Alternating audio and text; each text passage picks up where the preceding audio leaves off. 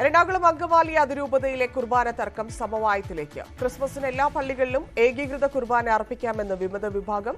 Vatican പ്രതിനിധിയുമായുള്ള ചർച്ചയിലാണ് ധാരണ. അടച്ചിട്ട സെന്റ് മേരീസ് ബസിലിക്ക ഡിസംബർ 24-ന് തുറക്കും. ക്രിസ്മസ് ദിനത്തിൽ സിനഡ് കുർബാന അർപ്പിക്കും. ബിഷപ്പ് ബോസ്കോ പുത്തൂരാണ് ഏകീകൃത കുർബാന ചൊല്ലുക. ഡാനി പോൾ ചേരുന്നു. ഡാനി, കൂടുതൽ വിശദാംശങ്ങൾ.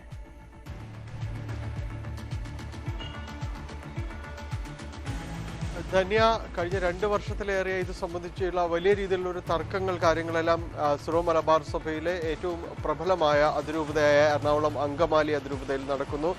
കാരണം വലിയ രീതിയിലുള്ളൊരു പ്രതിഷേധം ഏകീകൃത കുർബാനയ്ക്കെതിരെ ഉണ്ടായിരുന്നു. അതായത് സിനഡ് നിർദ്ദേശിച്ച കുർബാനയ്ക്കെതിരെ ഉണ്ടാവുന്നു. ജനാഭിമുഖ കുർബാന മാത്രമേ ഇവിടെ നടപ്പാക്കാൻ സാധിക്കുകയുള്ളൂ എന്ന് ബഹുഭൂരിപക്ഷം വരുന്ന വൈദികരും അതോടൊപ്പം തന്നെ വിശ്വാസികളും പ്രഖ്യാപനം നടത്തുന്നു.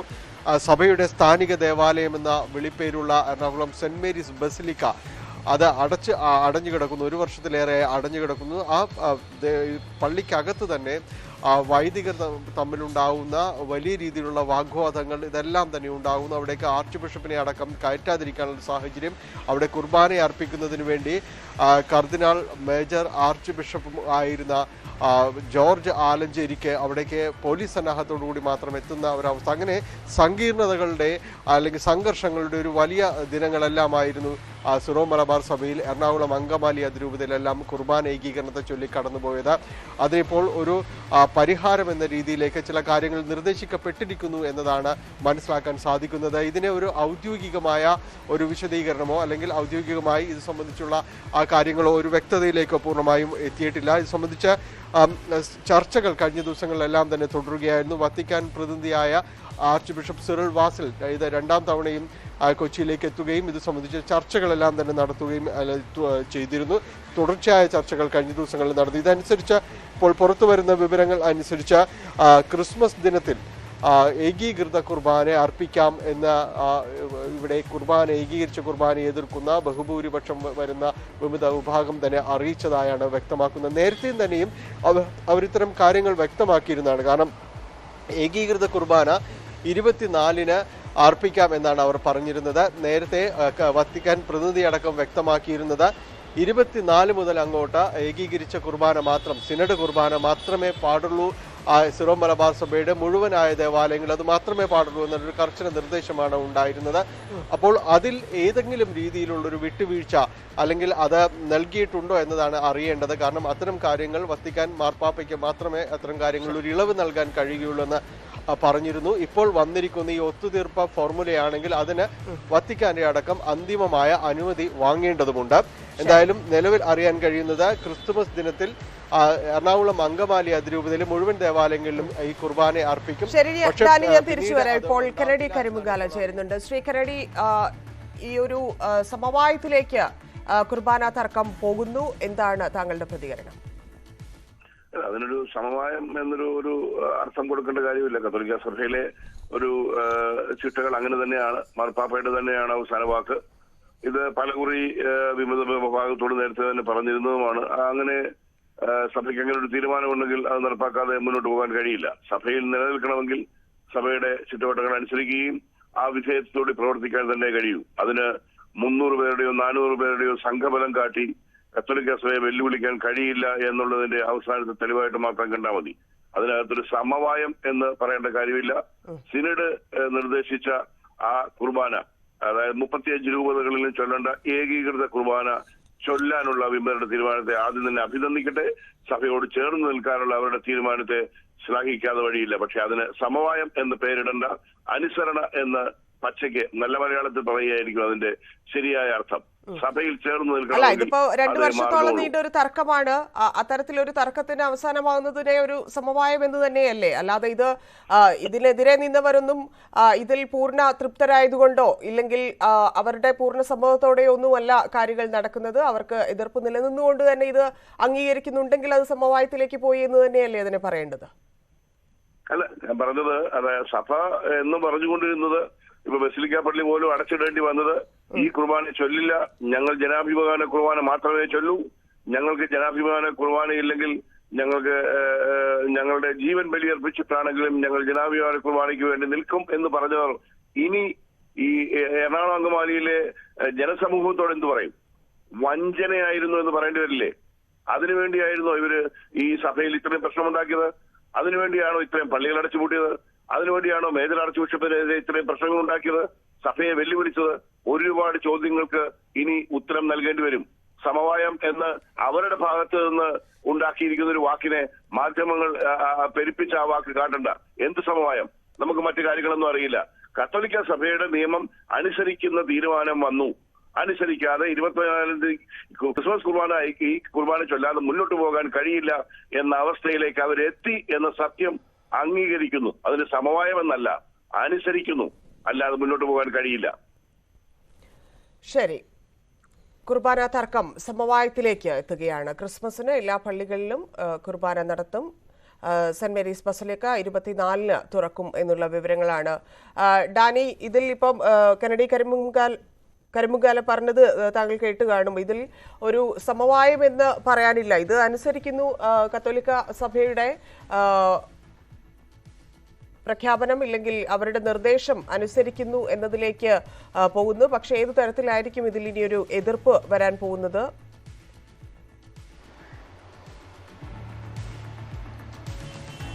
ധന്യ, ഈ വിഷയത്തിൽ ഇപ്പോൾ ശ്രീ കെന്നഡി കരിമുങ്കാല പറയുന്നത് അനുസരിച്ചാണെങ്കിലും വലിയ രീതിയിൽ ഇത് അനുസരണയോടുകൂടി മുന്നോട്ട് പോകണം, കത്തോലിക്ക സഭയുടെ ആ ഒരു സിസ്റ്റം അതനുസരിച്ചാണ് എന്നെല്ലാം തന്നെ വിശേഷിപ്പിക്കുമ്പോഴും സിറോ മലബാർ സഭയിലെ ഏറ്റവും പ്രബല അതിരൂപത എന്ന് പറയുക എറണാകുളം അങ്കമാലി അതിരൂപതയിൽ ഇതുവരെ വത്തിക്കാൻ ഉത്തരവൊന്നും നടപ്പായിരുന്നില്ല എന്നത് നമുക്ക് കഴിഞ്ഞ നാളുകളിലെ ഒരു അനുഭവങ്ങളിലെല്ലാം തന്നെ വളരെ പ്രകടമാണ്. കാരണം അതിനോട് ചേർന്ന് അവർ നിന്നില്ല എന്നതാണ് എതിർപ്പ് എല്ലാ കാലങ്ങളിലും പ്രകടമാക്കിയിരുന്നു. ഇപ്പോൾ വന്നിരിക്കുന്നതിലും 24 മുതൽ അങ്ങോട്ട് സിനഡ് കുർബാന അർപ്പിക്കാം എന്നൊരു ധാരണ എന്നല്ല എന്നാണ് മനസ്സിലാക്കാൻ സാധിക്കുന്നത്. 24-ന് ക്രിസ്മസ് ദിനത്തിന് രാത്രി എല്ലാ പള്ളികളിലും, സിറോ മലബാർ സഭയിലെ എല്ലാ പള്ളികളിലും എന്ന പോലെ തന്നെ എറണാകുളം അങ്കമാലി അതിരൂപതയിലെ എല്ലാ ദേവാലയങ്ങളിലും സിനഡ് കുർബാന അർപ്പിക്കും. പക്ഷെ തുടർന്ന് അങ്ങോട്ട് ആ രീതിയിൽ തന്നെ അനുവർത്തിക്കണമെന്നില്ല.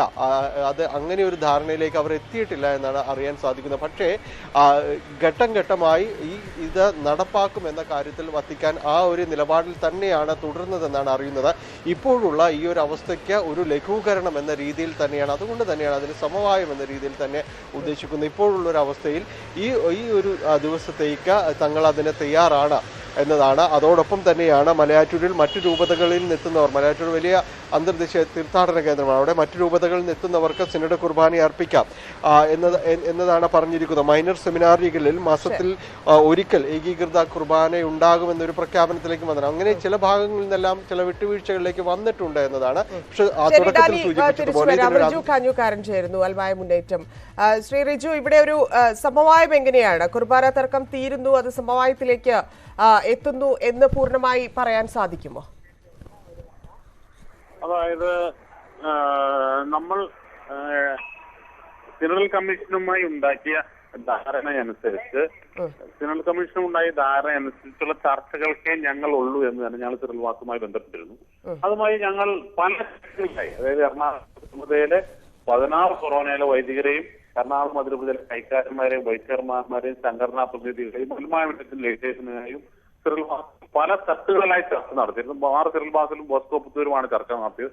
ചർച്ചകളിൽ ഞങ്ങളുടെ നിലപാട് വളരെ കൃത്യമായി ഞങ്ങൾ അദ്ദേഹത്തെ അറിയിക്കുകയും എറണാകുളം അതിരൂപത പിന്തുടരുന്ന കുർബാന യാതൊരു കാരണവശാലും അത് മാർപ്പാപ്പയ്ക്ക് എതിരല്ലാന്നും മാർപ്പാപ്പ അംഗീകരിച്ച ടെക്സ്റ്റ് കൃത്യമായി പാലിക്കുന്നത് ഞങ്ങൾ മാത്രമാണെന്നും മറ്റു രൂപതകൾ ആണ് ഇവിടെ വന്ന് സിനഡ് കുർബാന തീരുമാനിച്ച് ഇവിടെ വന്ന ടെക്സ്റ്റ് പാലിക്കാതെ കൂട്ടിച്ചേർത്ത കാര്യം നടത്തുന്നുവെന്ന് ഞങ്ങൾ കൃത്യമായി ബോധിപ്പിച്ചു. അതിനുശേഷം രാത്രി അഡ്വോ കമ്മിറ്റിയുമായി ചർച്ച നടന്നു. അതിൽ ഏകദേശം സമവായത്തിലേക്ക് ഒരു ധാരണ രൂപപ്പെട്ടു. സമവായമല്ലെന്നാണ് നേരത്തെ കെനഡി കരിമ്പിൻകാല ഞങ്ങളോട് പറഞ്ഞത്. ഇത് നിങ്ങൾ ഇതിനെ കെന്നഡി കരിമ്പിൻകാലയ്ക്ക് ആരാണ് ഇവിടുത്തെ ചർച്ചകളിൽ? കെന്നഡി കരിമ്പിൻകാല ഈ കിലോമീറ്ററോളം അപ്പം നിൽക്കുന്ന ഒരു വ്യക്തിയാണ്. അതായത് എറണാകുളം ബിഷപ്പ് ഹൗസ് ഇവിടെയാണെങ്കിൽ 10-50 കിലോമീറ്റർ അപ്പം നിൽക്കുന്ന ഒരാൾ മാത്രമാണ് കെന്നഡി കരിമ്പിൻകാല. ഇതിന്റെ അകത്ത് നിൽക്കുന്നത് ഞാൻ പറയുന്നതാണോ കെന്നഡി കരിമ്പിൻകാല പറയുന്നതാണോ സത്യമെന്ന് നിങ്ങൾ തിരിച്ചറിയാത്തേ ഉള്ളൂ.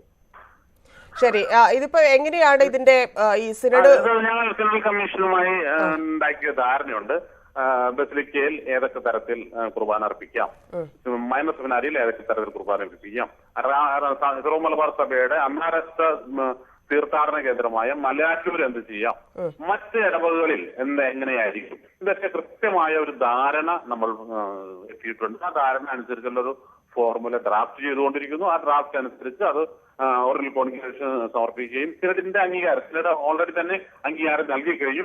അതനുസരിച്ച് ആ ധാരണ രൂപപ്പെട്ടിട്ടുണ്ട്. അതനുസരിച്ച് അതിന്റെ ഫൈനൽ ഡ്രാഫ്റ്റിംഗ് നടക്കുന്നു. ഇന്ന് വൈകുന്നേരത്തെ വത്തിക്കാനിൽ നിന്ന് അത് സമർപ്പിച്ച് നാളെ തന്നെ, അതായത് ക്രിസ്മസിന് മുമ്പ് തന്നെ അതിന്റെ ഓൺ പുറത്തുവരും. മറ്റു പള്ളികളിലൊക്കെ എങ്ങനെയാണ് സിനഡ് കുർബാന?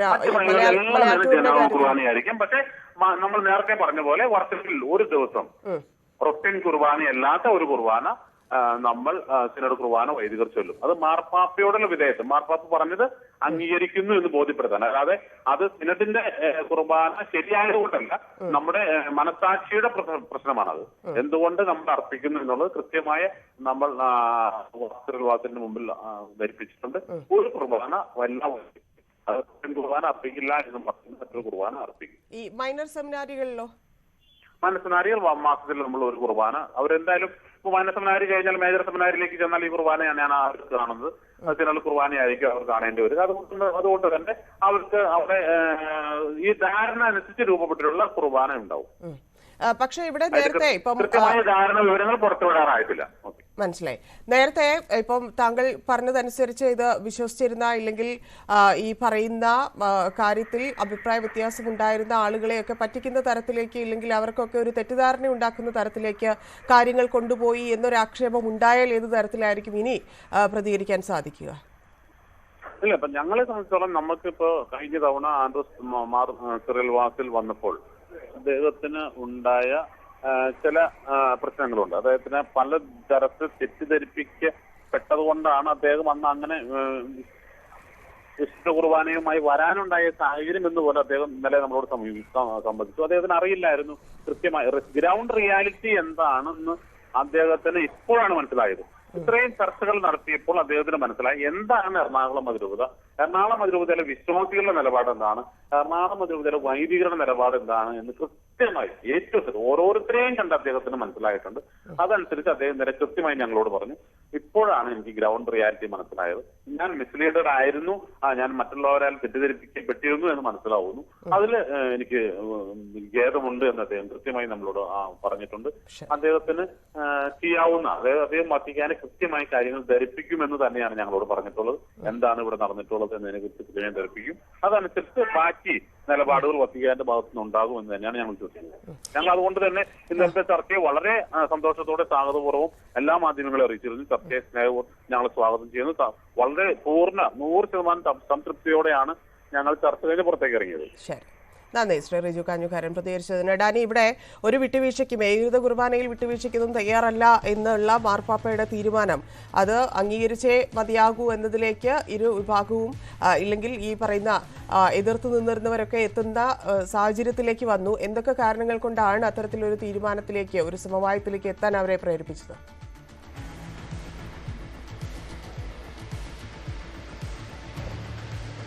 ധന്യ, ഇതിൽ നടപടികൾ ഉണ്ടാകുമെന്നൊരു സൂചനകൾ ഉണ്ടായിരുന്നു. കാരണം വത്തിക്കാൻ ഇത് വളരെ ശക്തമായിട്ട് തന്നെ നടപ്പാക്കാൻ ശ്രമിക്കും എന്ന കാര്യത്തിൽ യാതൊരുവിധ സംശയവുമില്ല. അപ്പോൾ വൈദികർക്കടക്കം എതിരെ ഒരു നടപടികളിലേക്ക് നീങ്ങുമെന്നൊരു സൂചനകളിലേക്ക് വന്നിട്ടുണ്ടായിരുന്നു. പക്ഷെ അത്തരമൊരു നടപടികൾ ഈ ഒരു അവസ്ഥയെ കൂടുതൽ സങ്കീർണമാക്കും എന്ന് തന്നെയായിരുന്നു ഒരു പ്രാഥമിക വിലയിരുത്തലുണ്ടായിരുന്നത്. പ്രത്യേകിച്ച് ഈ വൈദികർക്കെതിരെ ഇപ്പോഴുണ്ടാവുന്ന ഈ തിരുപ്പിറവി മാസം, ക്രിസ്തുമസ് മാസം വരുമ്പോഴുണ്ടാവുന്ന നടപടികൾ ഏത് രീതിയിൽ ബാധിക്കും, എത്ര മുതൽ പ്രതിലോമകരമായി ഇതിനെ, ഈ ഒരു അവസ്ഥയെ മാറ്റുമെന്നത് സംബന്ധിച്ച് ആർക്കും ഒരു രൂപത്തിലേക്ക് എത്താനും കഴിഞ്ഞിട്ടില്ല. അപ്പോൾ എങ്ങനെയും ഒരു സമവായത്തിലേക്ക് പോകുക, താൽക്കാലികമായെങ്കിലും സിനഡ് കുർബാന അടക്കം ഒരു നടപ്പിൽ വരുത്തുന്ന രീതിയിലേക്ക് വരിക എന്നൊരു ഫോർമുലയ്ക്കായിരുന്നു ആദ്യം പ്രാധാന്യം നൽകിയത്. പക്ഷേ ഇത് ഘട്ടം ഘട്ടമായി നടപ്പാക്കണം എന്ന് തന്നെയാണ് വത്തിക്കാൻ്റെ നിർദ്ദേശവും ഔദ്യോഗിക വിഭാഗത്തിൻ്റെ സമീപനവും എല്ലാം അത് തന്നെയാണ്. ഇല്ല എങ്കിൽ വൈദികർക്കടക്കം ഭാവിയിൽ നടപടികൾ ഉണ്ടാകുമെന്നതിൻ്റെ വ്യക്തമായ സൂചനകളും ഉണ്ടായിരുന്നു. കാരണം ഇതിലൊരു വിട്ടുവീഴ്ചയ്ക്കും ആർച്ച് ബിഷപ്പ് സിറിൽ വാസിൽ തയ്യാറായിരുന്നില്ല. വത്തിക്കാനിൽ നിന്നുള്ളൊരു നിർദ്ദേശം അത് തന്നെയാണ് എന്ന് അദ്ദേഹം വ്യക്തമാക്കുകയും ചെയ്തു. സിനഡ് അതിനെ പിന്തുണയ്ക്കുകയും ചെയ്യുന്ന ഘട്ടത്തിൽ ഇത് നടപ്പാക്കിക്കൊണ്ട് മുന്നോട്ട് പോകുക എന്നതാണ്. കാര്യങ്ങൾ വളരെ വ്യക്തമായിട്ട് തന്നെ വിശദീകരിക്കുകയും ചെയ്തിരുന്നു. ഇതിന്റെ അടിസ്ഥാനത്തിലാണ് ഇപ്പോൾ നമ്മൾ സമവായം എന്ന് വിശേഷിപ്പിക്കപ്പെടുന്ന ഈ ഒരു അവസ്ഥയിലേക്ക് അടക്കം നീങ്ങിയത്. ഇതിൽ മനസ്സിലാകുന്ന കാര്യങ്ങൾ അനുസരിച്ച് ഒരുപക്ഷെ വൈകാതെ തന്നെ ഇത് പൂർണ്ണമായും തന്നെ ഘട്ടം ഘട്ടമായി തന്നെയും നടപ്പിലാക്കുന്ന ഒരു അവസ്ഥയിലേക്ക് വരും എന്ന് തന്നെയാണ് മനസ്സിലാകുന്നത്. ഇത് ആർച്ച് ബിഷപ്പ് ആന്റണി കരിയിലായിരുന്ന കാലത്തും അത്തരമൊരു നിർദ്ദേശങ്ങൾ വന്നിരുന്നു. പക്ഷെ അത് അന്ന് ഔദ്യോഗിക വിഭാഗം പൂർണ്ണമായി തള്ളിക്കളഞ്ഞ് വളരെ പെട്ടെന്ന് നടപ്പാക്കാൻ നിർദ്ദേശിക്കുകയുമായിരുന്നു. അതാണ് ഇപ്പോഴുള്ളൊരു വലിയ സങ്കീർണതയ്ക്ക് കാരണമാകുകയും ചെയ്തിരുന്നത്. ധന്യ. നന്ദി.